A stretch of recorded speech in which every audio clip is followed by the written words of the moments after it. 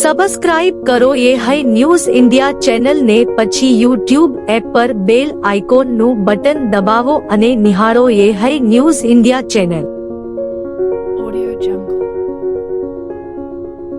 વાવથરા જિલ્લાના દિયોદર તાલુકામાં ગ્રામીણ વિસ્તારોમાં દારૂનું ખુલ્લેઆમ વેચાણ થતું હોવાના આક્ષેપો સામે આવતા સમગ્ર વિસ્તારમાં ચકચાર મચી ગઈ છે। ગાંધીના ગુજરાત તરીકે ઓળખાતા રાજ્યમાં દારૂ પર પ્રતિબંધ હોવા છતાં દિયોદરમાં બુટલેગરો બેફામ બની ગયા હોવાનું સ્થાનિકોમાં ચર્ચાઈ રહ્યું છે। સ્થાનિક સૂત્રોના જણાવ્યા અનુસાર દિયોદર તાલુકાના વિવિધ ગામોમાં દારૂનું નેટવર્ક જોરશોરથી ચાલી રહ્યું છે। આ મામલે લોકોમાં પ્રશ્ન ઊભો થયો છે કે આખરે આ બુટલેગરો પર કોની છત્રછાયા છે? શું પોલીસ તંત્ર આ મામલે અજાણ છે કે પછી કોઈની મહેરબાનીથી આ ગોરખધંધા ચાલી રહ્યા છે? આ ઉપરાંત દિયોદર તાલુકાની કેટલીક હોટલ અને ગેસ્ટ હાઉસમાં પણ ગેરકાયદેસર પ્રવૃત્તિઓ ધમધમી રહી હોવાના આરોપો સામે આવે છે। ખાસ કરીને તાજેતરમાં દિયોદર જાડા રોડ પર આવેલી એક ગેસ્ટ હાઉસ પર થયેલા દરોડાએ અનેકો સવાલ ઊભા કર્યા છે। દરોડા પાછળ કોનું દબાણ હતું અને કેમ અચાનક કાર્યવાહી કરવામાં આવી તે અંગે પણ ચર્ચા તેજ બની છે। સ્થાનિક લોકોમાં ચર્ચા છે કે દિયોદર પોલીસની નિષ્ક્રિયતા અને ઢીલાસને કારણે આ પ્રકારનું મોટું નેટવર્ક વિકસ્યું છે। જો સમયસર કડક કાર્યવાહી કરવામાં આવી હોત તો આવી પરિસ્થિતિ ઊભી ન થાત। હાલમાં સમગ્ર મામલે લોકોમાં રોષ જોવા મળી રહ્યો છે અને જવાબદારો સામે કડક કાર્યવાહી કરવાની માંગ ઉઠી રહી છે। હવે જોવાનું રહ્યું કે પોલીસ તંત્ર આ મામલે કેવા પગલાં ભરે છે અને ગેરકાયદેસર દારૂના વેપાર પર લગામ મૂકે છે કે નહીં। બનાસકાંઠા જિલ્લાના કાંકરેજ તાલુકાના ડુંગરાસણ ઓગળપુરા ગામમાં વર્ષોથી ચાલી રહેલી પાકા રોડની માંગ હવે ઉગ્ર સ્વરૂપ ધારણ કરી રહી છે। સ્થાનિક રહીશો લાંબા સમયથી પાકા માર્ગની માગણી કરી રહ્યા છે, પરંતુ તંત્ર અને નેતાઓ દ્વારા કોઈ સંતોષકારક પગલાં ન લેવાતા લોકોમાં ભારે રોષ જોવા મળી રહ્યો છે। ગામના લોકો ખાસ કરીને ડુંગરાસણ અને ઓગળપુરાથી આકોલી ગામને જોડતો કાચો માર્ગ વર્ષોથી બિસ્માર હાલતમાં હોવાને કારણે રોજિંદા જીવનમાં ભારે મુશ્કેલીઓનો સામનો કરી રહ્યા છે। વરસાદી મોસમ દરમિયાન તો આ માર્ગ પરથી પસાર થવું અત્યંત મુશ્કેલ બની જાય છે, જેના કારણે વિદ્યાર્થીઓ, મહિલાઓ અને વૃદ્ધોને ખાસ હાલાકી ભોગવવી પડે છે। આ મુદ્દે ગામના ઓગળજી મહારાજના મંદિરે 100થી વધુ યુવાનો એકત્રિત થયા હતા અને રોડ નહીં તો વોટ નહીંનો સંકલ્પ લીધો હતો। યુવાનોનું કહેવું છે કે ગામમાં શાળા, આંગણવાડી, વીજળી બોર્ડ સહિત 100થી વધુ મકાનો હોવા છતાં પાકો રસ્તો ન હોવો વિકાસની દિશામાં મોટો અવરોધ છે। સ્થાનિકોએ ચીમકી આપી છે કે જ્યાં સુધી પાકા રોડનું કામ શરૂ નહીં થાય ત્યાં સુધી તેઓ જિલ્લા અને તાલુકા પંચાયતની આવનારી સ્થાનિક સ્વરાજ્યની ચૂંટણીનો બહિષ્કાર કરશે। આ નિર્ણયથી રાજકીય વર્તુળોમાં પણ ચર્ચા જગાઈ છે। હાલમાં ગામ લોકોની એક જ માંગ છે કે તંત્ર અને નેતાઓ તાત્કાલિક પગલાં ભરીને રોડનું નિર્માણ શરૂ કરે। હવે જોવાનું રહ્યું કે સરકાર અને સ્થાનિક તંત્રના નેતાઓ અને અધિકારીઓ આ ગંભીર સમસ્યાને કેટલી ઝડપથી ઉકેલે છે અને ઓગળપુરાના રહીશોને રાહત આપે છે કે નહીં, જે હવે જોવું રહ્યું। બધા નેતા આયા, ભાજપના આયા, કોંગ્રેસના આયા, બધા નેતા આયા, બધા કીન ગયા કે તમને રોડ મળી જાય, પણ 25 વર્ષથી રોડ મળ્યો ના।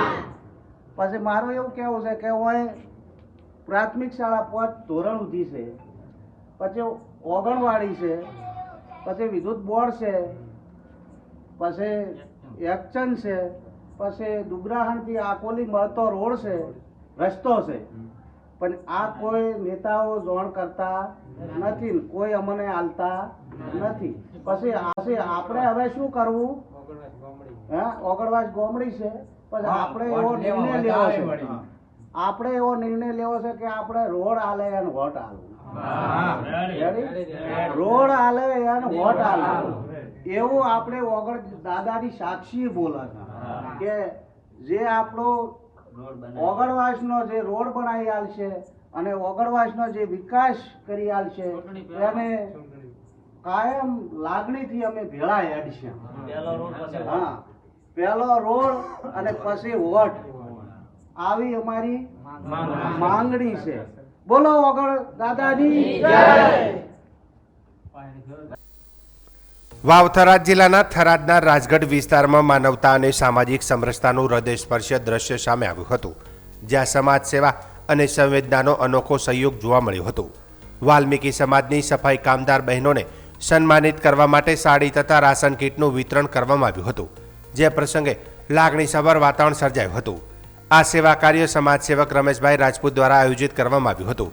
રોજિંદા જીવનમાં સ્વચ્છતા જાળવવા માટે અવિરત મહેનત કરતી બહેનોના યોગદાનને બિરદાવતા તેમને જીવન જરૂરિયાતની ચીજવસ્તુઓ અર્પણ કરવામાં આવી હતી.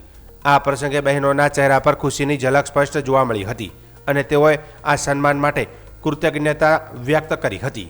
રમેશભાઈ રાજપૂત છેલ્લા 5 વર્ષથી સતત સેવાકીય પ્રવૃત્તિઓ સાથે જોડાયેલા રહી સમાજમાં પ્રેરણાદાયક કાર્ય કરી રહ્યા છે. તેમના ગુરુ પદ્મ ભૂષણ સ્વામી સચ્ચિદાનંદ મહારાજના આશીર્વાદ હેઠળ તેઓ જરૂરિયાતમંદ પરિવારોને સહાયતા પૂરી પાડતા રહેશે. સાથે સાથે વિદ્યાર્થીઓને શિક્ષણ પ્રત્યે પ્રોત્સાહિત કરવા માટે ચોપડા વિતરણ જેવી પ્રવૃત્તિઓ પણ નિયમિત રીતે હાથ ધરે છે. કાર્યક્રમ દરમિયાન બારોટ સચિનભાઈ ઠક્કર મેનેજર તેમજ તેમના મિત્ર વર્તુળે હાજરી આપી સેવા કાર્યમાં સહભાગી બનીને સામાજિક જવાબદારીનું ઉત્તમ ઉદાહરણ પૂરું પાડ્યું હતું. સમગ્ર કાર્યક્રમમાં સેવાભાવ, એકતા અને સમરસતાનું સુંદર પ્રતિબિંબ જોવા મળ્યું હતું. રાજગઢ મુકામે સફાઈ કર્મચારી જે નગરપાલિકાની અંદર વર્ક કરે છે વાલ્મીકી સમાજની જે બહેનો એમને રમેશભાઈ ઉર્ફે પ્રમોદસિંહ સવાઈસિંહ રાજપૂત દ્વારા કીટનું વિતરણ કરવામાં આવ્યું. સાડી સાથે એમને કીટ આપવામાં આવી. તકદીભાઈ બારોટ, સચિનભાઈ ઠક્કર, રિન્યુઅલ પાવર એનર્જીના જે મેનેજર છે, પછી બીજા અન્ય મિત્રો સાથે એમને કીટનું વિતરણ કર્યું. વાલ્મીકી સમાજના બહેનોનું સન્માન અને સ્વાગત કરી અને સમાજને એક બોધરૂપ છેલ્લા 4-5 વર્ષથી રમેશભાઈની આ સેવાકીય પ્રવૃત્તિઓમાં જોડાયેલા રહે છે અને સ્વામી સચ્ચિદાનંદજી મહારાજ પદ્મ વિભૂષણ જે એમના ગુરુ છે અને એમને પ્રેરણાથી પોતે મધ્યમ વર્ગના જે વિદ્યાર્થીઓ આજુબાજુના સરાઉન્ડિંગ એરિયામાં રહે છે એમને ડિસ્કાઉન્ટથી ચોપડાઓનું પણ વિતરણ કરવામાં આવે છે. એમની આ સેવાકીય પ્રવૃત્તિથી લોકો આકર્ષિત થાય અને આ રીતે વાલ્મીકી સમાજની બહેનો અને અન્ય જે મધ્યમ વર્ગનો વર્ગ છે એને આપણે સહભાગી થઈએ એ રીતે એમનું આ જે યોગદાન છે એ ખૂબ સરસ અને આપણને બધાને એક પ્રોત્સાહન આપનાર બની રહે છે. વાવ થરાદ જિલ્લાના થરાદ સ્થિત પોસ્ટ ઓફિસ ખાતે છેલ્લા કેટલાક દિવસોથી લોકોના ધરમધક્કા જોવા મળી રહ્યા છે. સ્ટાફની અછતને કારણે પોસ્ટ ઓફિસમાં આવનાર લોકોને ભારે હાલાકીનો સામનો કરવો પડી રહ્યો છે. ખાસ કરીને પૈસાની લેવડ દેવડ માટે માત્ર એક જ કર્મચારી હોવાને કારણે લાંબી કતારો લાગી રહી છે. જિલ્લા કક્ષાની પોસ્ટ ઓફિસ હોવા છતાં પૂરતો સ્ટાફ ન હોવાના કારણે સેવાઓમાં વિલંબ થતો હોવાનો લોકોનો આક્ષેપ છે.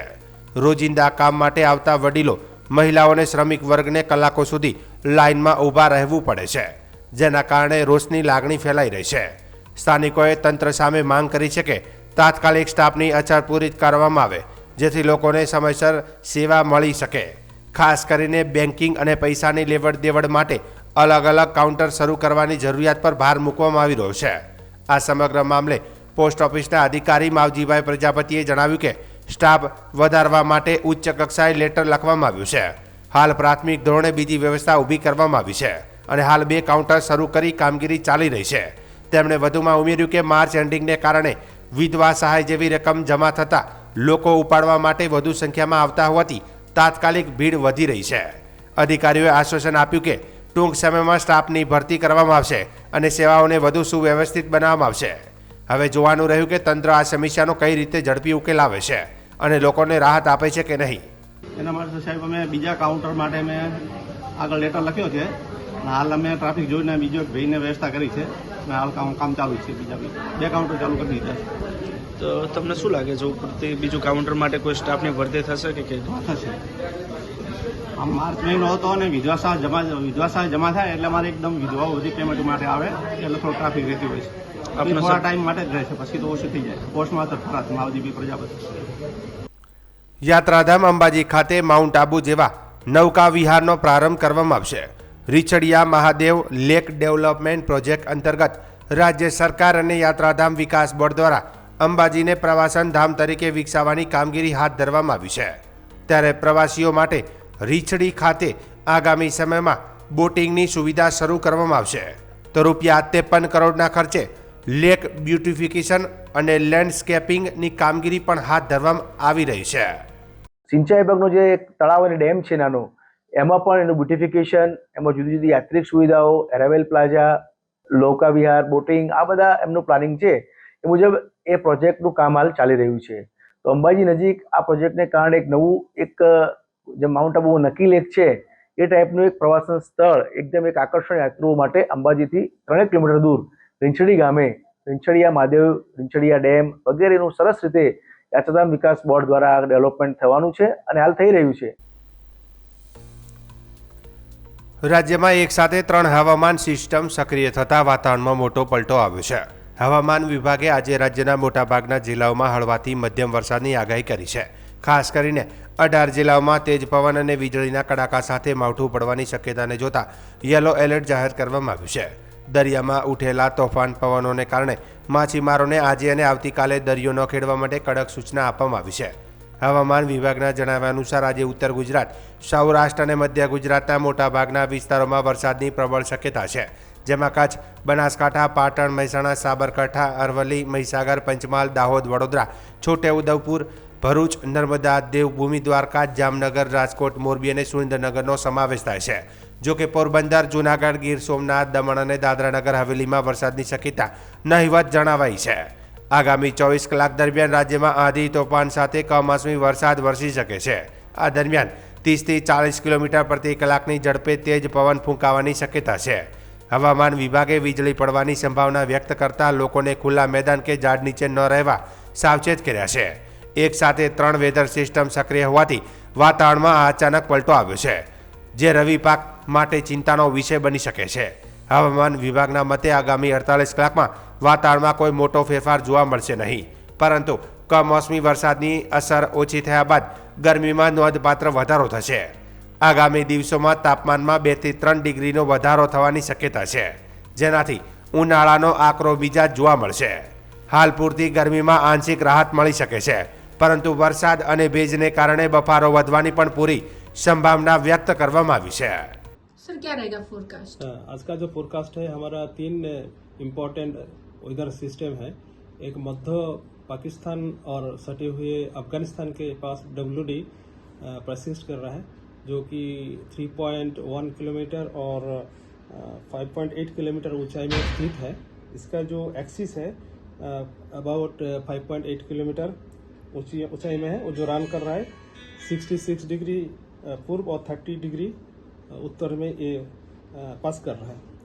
और 2 साइक्लोनिक सर्कुलेशन, एक इंड्यूस्ड साइक्लोनिक सर्कुलेशन मध्य पाकिस्तान में स्थित है, जो 1.5 किलोमीटर ऊंचाई तक स्थित है, और एक ऊपरी हवा के साइक्लोनिक सर्कुलेशन राजस्थान की उत्तर पूर्व राजस्थान और आसपास क्षेत्र में स्थित है, जो 0.9 किलोमीटर ऊपर स्थित है. इन 3 सिनेप्टिक सिस्टम के कारण हमारा क्षेत्र में आज हम हल्का से मध्यम बरसात का पूर्वानुमान दे रहा है. इसके साथ आपका आंधी रहेगा, बिजली गिरने का भी संभावना रहेगा, और तेज हवा की गति 30 से 40 किलोमीटर प्रति घंटा में रहेगा.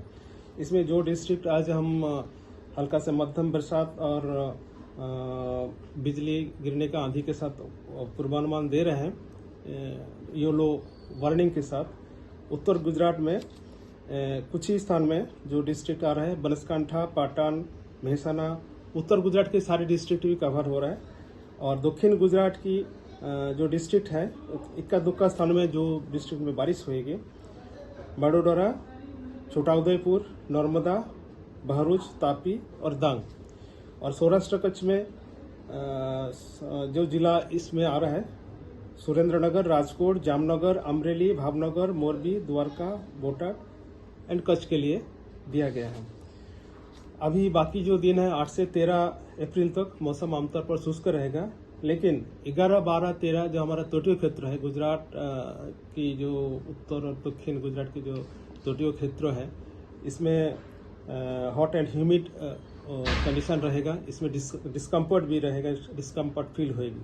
11, 12, 13 अप्रैल हमारा जो मैक्सिमम तापमान का पूर्वानुमान दिया गया है, अगले 48 घंटा तक कोई बड़ा बदलाव नहीं रहेगा, लेकिन उसके आगे ग्रेजुअल 2 से 4 डिग्री सेंटीग्रेड टेम्परेचर बढ़ता रहेगा. हमारा कोस्टल क्षेत्रों में अभी जो पवन का दिशा रहेगा, दक्षिण पश्चिम से पश्चिम दिशा से पवन चलेगी. हमारा उत्तर गुजरात की जो तटीय क्षेत्र है, इसमें जो स्पीड रहेगा 25 से 30, और जो गस्टिंग स्पीड रहेगा 35 नॉट्स. और जो दक्षिण गुजरात की तटीय क्षेत्र है, इसमें जो पवन की दिशा रहेगा दक्षिण पश्चिम से पश्चिम, और जो स्पीड रहेगा 15 से 20 नॉट. इसके जो उत्तर गुजरात का जो स्पीड बढ़ने का कारण है, स्टीप प्रेशर ग्रेडियंट के कारण हो रहा है. और अहमदाबाद के लिए हमारा जो पूर्वानुमान है इसमें पार्टली क्लाउडी स्काई रहेगा और जो उच्चतम तापमान है 36 डिग्री सेंटीग्रेड के आसपास रहने का संभावना है। और जो मैक्सिमम तापमान है राजकोट में सबसे ज़्यादा तापमान रिकॉर्ड हुआ है 36.7 डिग्री सेंटीग्रेड, जो सामान्य से 2.3 डिग्री सेंटीग्रेड नीचे है। अहमदाबाद में 36.4 डिग्री सेंटीग्रेड टेम्परेचर रिकॉर्ड हुआ है, जो सामान्य से 2.6 डिग्री सेंटीग्रेड नीचे है। गांधीनगर में रिकॉर्ड हुआ है 36.2 डिग्री सेंटीग्रेड, जो सामान्य से 1.9 डिग्री सेंटीग्रेड नीचे है। अभी मछुआरी भाई के लिए भी वार्निंग दिया गया है। आज के लिए जो वार्निंग है हमारा गुजरात की of and along Gujarat coast, Pakistan coast, adjoining areas of जो नॉर्थ अरेबियन सी और गल्फ ऑफ ओमान आज के लिए दिया गया है। और कल है गल्फ ऑफ खंबत के लिए दिया गया है। इसमें जो स्पीड रहेगा 45 to 55 किलोमीटर प्रति घंटा, गास्टिंग स्पीड जो रहेगा, तेज गति जो मैक्सिमम स्पीड होएगा 65 किलोमीटर प्रति घंटा रहने का संभावना है।